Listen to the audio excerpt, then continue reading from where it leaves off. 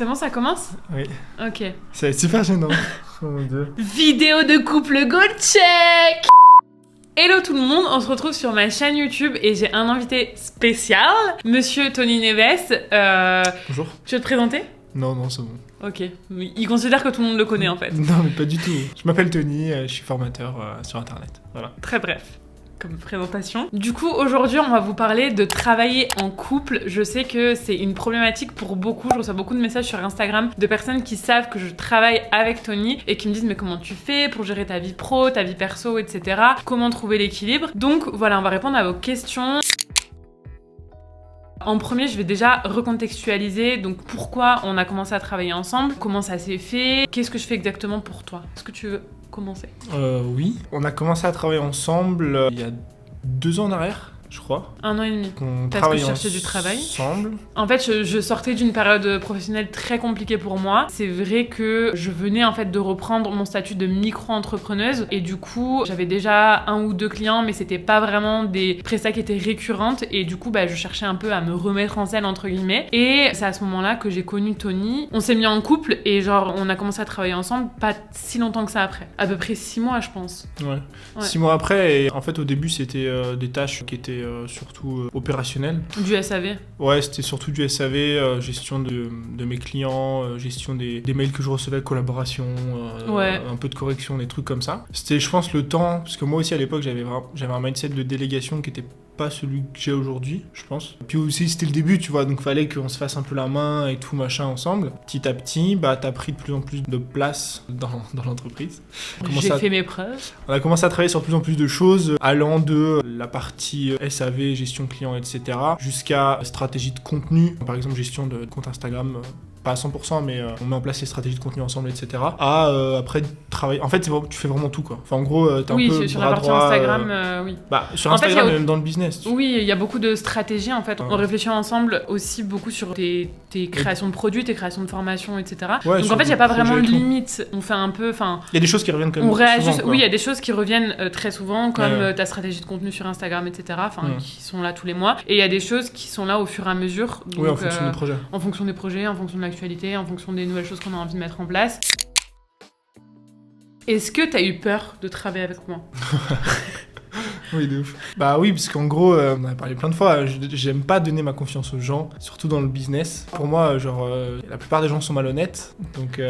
Oui, j'étais quand même ta copine. Mais non, mais je parle pas... Oui, mais oui. Justement, avant toi, c'est pas une question de toi, mais pour moi... Non, pour moi, déjà, j'ai du mal à donner une partie de mon business à quelqu'un. Il a extrêmement de mal à déléguer, en fait. Ça dépend quoi. Mais tu vois, par exemple, tout ce qui était SAV, t'as accès à énormément de choses dans mon business, tu vois. Même gestion de ton compte Instagram, etc. Oui, voilà. En fait, il faut comprendre que c'est quelque chose qui peut paraître bête pour donner certains. Le mot de passe d'un compte. Mais par exemple, donner le mot de passe d'un compte, que ce soit sur YouTube ou que ce soit sur Instagram, si vous tombez sur quelqu'un de malhonnête, et ça c'est très compliqué dans mon métier, il peut facilement faire n'importe quoi, il a accès à tout, il peut supprimer en un claquement de doigts tout ce que vous avez fait pendant des années. En fait, j'en ai connu des gens qui avaient eu ces problèmes-là, vol de base de données et tout. Et bref, et du coup, moi j'ai toujours eu un peu ce pressentiment. Et je savais que du coup, avec toi, ça allait être beaucoup plus simple en fait. Au début, j'étais pas trop stressé par rapport à ça, pas du tout même, parce que je savais que j'avais confiance en toi et tout. Par contre, j'avais plus d'a priori sur la séparation entre la vie pro et la vie perso. Ouais. En mode, si jamais... je sais pas, on se prend la tête personnellement, tu vois, que c'est pas d'impact en fait professionnellement. Et inversement aussi. Oui, voilà, oui. Mais ça, c'est vrai que c'est la question de toute façon qu'on m'a le plus posée parce que j'ai fait une boîte aux questions et c'est comment séparer le pro du perso. Et c'est vrai que ça peut être compliqué. Donc c'est pour ça aussi qu'on avait commencé avec des petites tâches. Tu vois, au départ, j'avais un petit contrat avec toi. On voulait vraiment voir si ça matchait. Si déjà ça fonctionnait dans notre couple en fait. Voilà. Déjà, on savait que sur le point de vue perso, on est hyper complémentaires. En temps normal, on est ensemble. Mais est-ce que sur le point de vue pro, on serait complémentaires ? Enfin, du coup, mais c'est une question qui est différente. Parce que tu peux très bien t'entendre en tant que couple, mais tu peux ne pas du tout fonctionner. Oui, de ouf. Au point de vue du travail. Parce qu'il y en a plein qui m'ont même pas posé de questions, mais qui m'ont dit putain, moi je peux pas, je l'étranglerai. Vraiment, même s'ils s'entendent très bien d'un point de vue perso, ils savent que au niveau pro ça marche pas. Après, il faut savoir que par exemple, on a tous les deux, sur le plan pro, énormément d'énergie féminine. Non mais c'est vrai, et du coup on a plus ou moins aussi la même vision des choses, la même vision du business, on a plus ou moins les mêmes valeurs de business aussi, à savoir l'éthique, l'alignement qui sont pour nous beaucoup plus importantes que même faire de l'argent entre guillemets. Et donc typiquement moi il y a plein de gens dans le business, je pourrais pas travailler avec parce que je suis pas alignée par exemple avec ce qu'ils font. Toi c'était pas le cas et je trouve qu'on est aussi hyper complémentaires sur déjà ne serait-ce que les canaux par exemple. Lui de toute façon ce qu'il délèguera jamais, à part pour le montage, mais c'est vraiment la partie YouTube, c'est vraiment son bébé, c'est là où il prend le plus de plaisir, etc. Par contre faire des carousels, faire des posts sur Canva c'est beaucoup moins son truc et du coup moi c'est vraiment ma spécialité. Même pas du tout mon truc parce que oui. De toute façon depuis que j'ai repris ton compte Instagram il y a beaucoup plus de résultats. Ouais, merci. Non mais sans dire que tout est grâce à toi. Mais pas du tout, tout s'imbrique bien en fait. C'est pour ça que je saurais même pas comment vraiment donner des conseils en fait sur comment s'organiser pour que nanani. En fait je pense que le meilleur conseil qu'on peut de ouf parce que vous saurez jamais en fait si vraiment ça peut matcher ou pas. Moi perso il y a aucun moment où je me suis dit justement on a commencé petit, où je me suis dit non en fait ça matche pas, ça va pas le faire, etc.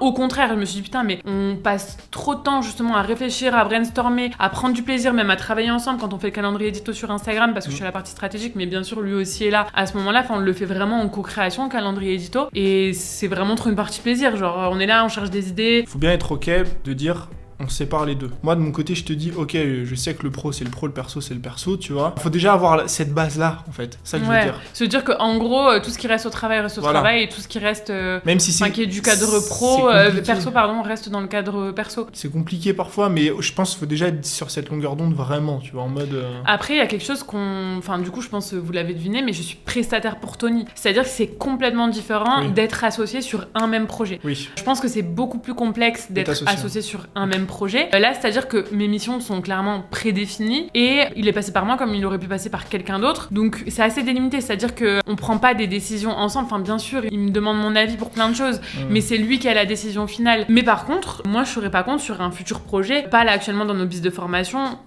Quoique, peut-être être associée un jour, j'aimerais bien. Je serais pas contre, tu vois, par exemple, cofonder vraiment un projet avec toi, vraiment de toutes parts. Annexe, dans un deuxième temps, mais tu vois, vraiment être associé d'un projet. Que ce soit une marque, que ce soit un truc physique, enfin peu importe, mais... Même c'est bien que en vrai, c'est bien que tu précises parce qu'il y a une grosse différence entre être associé et travailler pour, pas juste avec quelqu'un qu'on connaît un peu, notre pote ou quoi, mais même au sein du couple, parce que le fait d'être prestataire, t'as des comptes à rendre à la personne. Autant toi, t'as des comptes à me rendre que moi, j'ai des comptes à te rendre, tu vois. Enfin, finalement, c'est plutôt toi qui me rendre des comptes sur les dates et tout. Oui, non mais tu vois ce que je veux dire. T'as vraiment ce truc où c'est structuré, c'est cadré, il y a ça à faire, il y a ça à faire. On travaille sur un forfait d'heures par semaine et tout. Et du coup, ça facilite grave la gestion, parce que déjà, en fait, que la notion de pro-perso, elle est floue dans ce genre de situation. Si en plus, t'es sur de l'associé, ça rajoute du flou sur du flou. Parce qu'en fait, au final, qui fait quoi, machin, nanana, les REM, les parèmes et tout. Là, au moins, on a cette base de flou avec le pro et le perso, machin, qu'on doit déjà gérer, tu vois, qu'on gère bien. Mais je trouve que justement, avoir le système de prestation en plus fait que ça rajoute de la simplicité. On n'a pas ce truc, toi, t'es pas en train de te dire, ah non, mais cette semaine, j'ai la flemme de faire, ou j'ai pas envie, ou j'ai truc, ou j'ai machin, tu vois. Disons, je pense que même avant comme de un client à part s'associer, entière, en fait. Disons que je pense que même avant de s'associer, justement, c'est bien d'avoir ce genre de test. Si potentiellement. Oui, avec n'importe qui. Parce que, oui, avec n'importe qui, parce que déjà, tu vois s'il y a un match quand même au niveau pro, tu vois. Et moi, je sais qu'avec toi, clairement, j'aurais aucun souci à m'associer parce que je sais que ça marche déjà là actuellement. Je pense que dans tous les cas, peu importe que ce soit déléguer, du coup, prendre un prestataire, enfin faire de votre chérie entre guillemets un prestataire, ou vraiment monter un projet de A à Z avec lui ou avec elle, la base, c'est que ce soit défini. C'est-à-dire que les choses soient claires, tant sur le point de vue, parce qu'on m'a aussi posé la question de la rémunération entre guillemets, c'est-à-dire est-ce que la personne travaille au taux horaire, est-ce qu'elle est commissionnée, est-ce que si vous êtes associé, vous êtes à 50-50, au niveau de l'organisation, etc. Vraiment que ce soit clair et de s'imposer, alors je sais que c'est plus dur à dire qu'à faire, s'imposer des limites, c'est-à-dire se dire si jamais on a des problèmes sur le pro, ça n'influe pas sur le perso et inversement. Maintenant, je pense aussi qu'on n'est peut-être pas les mieux placés pour parler parce que pour l'instant, ton biz, il va très très bien, il est grave en croissance, on a de plus en plus de projets, etc. On n'a pas eu de situation de down où vraiment on se disait putain c'est chaud, ou toi t'avais du mal à me payer ou quoi, pas du tout, genre ça a toujours été crescendo crescendo et justement dans le sens inverse, tu vois. Ouais. On a toujours plutôt les avantages que les inconvénients. Ouais, mais après, moi, je pense qu'il faut pas survoir, en fait, la situation de couple au sein d'une collaboration. Je pense qu'il faut l'avoir, genre, simplement comme une collaboration. En fait, je trouve que, tu vois, le fait de l'avoir comme une collaboration normale entre un prestataire A et un prestataire B, ça enlève grave la pression. Parce que, genre, ce que tu viens de dire, là, en mode, oui, mais du coup, ton entreprise, elle va bien, etc. Mais au final, j'aurais eu grave du mal aussi à m'adresser à un prestataire et lui dire, écoute, j'ai pas de quoi te payer ce mois-ci, machin, c'est la galère. Oui, c'est sûr. Tu vois, quelqu'un que je connais, en mode, tu sais, même si c'est mon pote ou quelqu'un que j'aime bien et quoi, lui dire, écoute, je peux pas te payer ce mois-ci, ça met de l'embrouille et tout, tu vois. Au final, ça reste une relation pro et en vrai, je pense que c'est sûr que nous, ça nous a fait peur au début. Oui, ça nous a fait peur, tu vois, en mode, on se met à travailler ensemble et tout, mais je pense qu'on se met beaucoup de pression, tu vois. Non, on se met pas de pression. Non, mais de façon générale, en fait. Les gens se mettent beaucoup de pression sur je bosse avec mon copain, mon machin, mon truc, alors qu'en vrai, si tu vois vraiment ça. En fait, si toi, t'es professionnel avec tout le monde, je vois pas pourquoi tu serais pas professionnel avec la personne avec qui t'es, tu vois. Moi, je pars de ce principe, en fait. J'irai pas mettre de douille à n'importe qui avec qui je travaille, donc je vois pas pourquoi toi, si demain on s'embrouille au niveau du perso, je te dise, bah en fait, non, je te paye plus et tout, enfin. Il y a un gros avantage, je pense, à travailler avec quelqu'un de proche, que ce soit son chéri ou quelqu'un de sa famille, ou bref, vraiment, avec quelqu'un en qui vous avez vraiment confiance. C'est que, justement, cette personne-là sera beaucoup plus impliquée, prendra ça beaucoup plus à cœur, en fait, qu'un prestataire qui est externe, même s'il y a des gens qui sont externes et qui font extrêmement bien leur travail. Là, il y a ce truc de, vraiment, on a un lien tel qui fait que, je veux que ton bien, en fait. Tu vois ce que je veux dire? Et je pense que ça, c'est hyper important aussi. Et on le voit, de toute façon, nous, chez beaucoup d'entrepreneurs qu'on croise, etc., ça se fait souvent en famille, en fait. En famille ou avec son chéri ou quoi. Parce que faut savoir que quand on crée une entreprise, moi pour l'instant, j'ai que des collaborateurs ponctuels, mais le plus dur vraiment, c'est de recruter les bonnes personnes. Et du coup, quand vous tablez sur quelqu'un qui est vraiment très très proche, vous avez moins de chances, entre guillemets, que cette personne-là ne fasse pas son travail ou vous la mettez à l'envers ou peu importe. On m'a dit, oui, comment faire la différence entre vie pro... Enfin, comment trouver son équilibre entre vie pro et vie perso. En fait, pour moi, ça reste quand même un mythe, ce truc d'équilibre vie pro, vie perso, dans le sens où, forcément, moi, je suis super engagée dans sa boîte et dans son activité, et lui-même, inversement, même s'il travaille pas pour moi... Je fais des vidéos. Oui, voilà, il contribue à sa sauce. On est super engagés l'un vers l'autre, et du coup, comme on a deux business, forcément, on veut toujours se tirer vers le haut, et en fait, tout le temps, on a des séances de brainstorm, mais naturelles, en fait. Genre, le week-end, on a des conversations business tout le temps, on refait le monde tout le temps, on a des idées tout le temps, et du coup, on se nourrit l'un l'autre. Je sais pas si ça arrive, par exemple, le soir à 21h, ça arrive à 21h, et on va pas se dire à 21h, ah non, mais normalement, on n'est pas censé travailler. Enfin, je pense que ça, c'est un mindset qu'on a abandonné depuis très longtemps, en fait. Tu vois ce que je veux dire? Oui. Après, ça veut pas dire, moi ça m'est déjà arrivé, genre par exemple si on est au resto, de dire c'est bon, là on coupe, on parle plus de travail, l'un comme l'autre, mais c'est quand même très rare parce que genre en vrai on aime trop ça. Ouais, après souvent c'est un peu mal perçu par les gens qui sont pas dans le milieu, parce que tu sais, les gens ils sont là en mode mais déconnecte, non mais bon arrête de parler de business. Mais nous on prend trop du plaisir. En fait, à partir du moment où t'aimes et t'apprécies, etc., faut faire la différence entre on apprécie quelque chose et ça en devient une obsession. Pour moi, on apprécie, c'est-à-dire que quand on parle, c'est parce qu'on c'est intéressant, moi j'ai lu un truc, je t'en parle, machin, et pour moi l'obsession c'est quand vraiment ça commence à jouer sur, par exemple, t'arrives plus à dormir tellement t'y penses, tellement tu machin et tout, tu vois. Ouais, ça devient addictif, mais dans le mauvais sens. Voilà, ou par exemple, je sais pas, on fait que parler de ça à tel point qu'on a plus d'autres conversations, nous deux, sur d'autres sujets, tu vois. Ouais. Et oui, c'est vrai que d'un point de vue de personnes qui sont pas dans le business ou peu importe, les gens peuvent se dire, ouais, mais en fait, au final, t'as pas vraiment de repos parce que tu fais que penser à ça, mais bon. C'est la vie qu'on a décidé de mener. Ouais, puis si t'aimes, je vois puis pas. C'est un choix, en fait, genre c'est qu'un plaisir. C'est comme les gens qui sont là en mode, tu t'entraînes une fois par jour et les gens ils vont dire, ouais, mais non, mais tu t'entraînes trop et tout, pour ta santé, enfin... tant que toi t'es bien, en fait. Ouais, tu vois, je pense y a pas de règle, tu vois, c'est vraiment comme toi tu le sens, en fait, et comme toi t'es bien. Il y a un avantage qui est pas évaluable vraiment du fait qu'on travaille ensemble, surtout, et notamment sur la partie stratégie de contenu, enfin bref, même sur d'autres choses, c'est qu'en fait, elle connaît bien mon business, mieux que c'est la deuxième personne, non quand même, c'est la deuxième personne qui connaît mieux mon business. J'aurais pu bosser, tu vois, par exemple tu gères mon compte Insta, donc je mets des guillemets AK ma CM, je mets des guillemets, tu vois, on s'est compris, mais en gros voilà, on bosse sur les strates de contenu et je pourrais jamais trouver quelqu'un qui comprend aussi mieux en fait les enjeux, les objectifs, mes enjeux, mes objectifs, mon persona, mon machin, mon truc, parce que elle a vu sur l'ensemble de mon business, sur les formations que je sors, les projets, etc. Donc ça pourrait être l'équivalent d'un collaborateur que t'as à temps plein, mais c'est encore plus parce que t'as toute la partie off, en fait, qu'aurait pas une personne avec qui je travaille même à temps plein, tu vois. Ouais, de ouf. Et ça, pour le coup, ça a beaucoup de valeur ajoutée parce que c'est forcément plus simple et plus facile sur plein de points, quoi. Tout à fait. Est-ce qu'on a des disputes? Pro? Ouais. Non. En fait, déjà, faut dire que même sur le plan perso, on est un couple qui se dispute presque jamais. Et c'est pas pour faire genre le couple goal, en vrai, on s'en fout. Mais c'est vrai qu'en 2 ans, ça se compte vraiment sur les doigts d'une main, les moments où on s'est disputé. Par contre, il y a un truc, on s'est jamais disputé genre pour le pro ou quoi machin, mais par contre, il y a un truc. Et ça, du coup, c'est véridique et c'est un désavantage pour moi, à mon sens. Vu que tu travailles avec la personne avec qui tu es, forcément, les retours que tu me fais sur certains trucs, s'ils sont négatifs ou en mode constructif avec des guillemets, ça fait forcément plus mal que si c'est une personne avec qui je bosse. Ouais, ça c'est vrai d'ouf. Si par exemple, parce que des fois, elle me fait des retours sur des trucs et tout, voilà, des tournures de phrases que j'ai utilisées, machin, enfin bref. Il y a quand même des trucs sur lesquels on n'est pas forcément super d'accord. Ouais, on n'est pas d'accord sur 100% des points, voilà. Faut pas rêver non plus, on est d'accord sur 90, je pense, 85, 90% quand même. 90%, ouais, des points, mais le problème du coup c'est 10% restants, bah quand elle me dit en mode j'aime pas du tout ça, j'aurais pas du tout fait ça, bah en fait c'est pire que si c'était quelqu'un avec qui je travaille et on a peu de relations quoi. Forcément parce que c'est une personne avec qui on est ensemble, donc c'est logique. Ouais, et ça pour le coup c'est un point négatif parce que même des fois moi quand même ça nous tend un peu, tu vois. Oui, ça nous tend un peu. Parce que c'est comme si ta mère, elle te disait, forcément, tu vas c'est prendre... blessant. Oui. Si c'est de la part d'un proche, forcément, tu vas plus mal accorder le prendre. D'importance, en fait. Voilà, y accorder d'importance que si c'était un inconnu. Forcément, ça fait un peu plus mal, mais ça fait plus réfléchir aussi. Ça a plus d'ampleur aussi. Oui, parce que j'aurais peut-être plus tendance à me dire, ouais, mais il connaît rien, laisse tomber. Oui, voilà. Alors que là, tu te dis pas ça, parce que je suis géniale. Mais... C'est intéressant ce que tu dis, c'est vrai. Toujours. Et du coup, je pense que le point clé, c'est aussi la communication. Et je pense que c'est aussi pour ça qu'on se dispute très peu. C'est parce qu'on a un très très bon niveau de communication. Je pense que c'est vraiment, dans notre couple, un point central en fait. Genre vraiment, on communique énormément. Et du coup, on met aussi les formes. C'est aussi un peu notre métier, je pense. On est quand même assez pédagogue on est assez diplomate et on communique beaucoup. Donc c'est forcément un point positif parce que moi-même, avec des gens avec qui je m'entends très bien, de qui je suis très proche, je me verrais pas forcément avoir un business ou quoi, ou faire du business parce que je sais que j'aurais du mal à communiquer avec eux. Donc ça aussi c'est un autre conseil, franchement. Communiquer, et si de base c'est pas facile pour vous de communiquer, bah faites des efforts sur ça. Entreprendre en couple, c'est vraiment quelque chose qui est fait pour tous les couples, mais qu'avant, il faut quand même avoir une base à l'intérieur du couple, tu vois.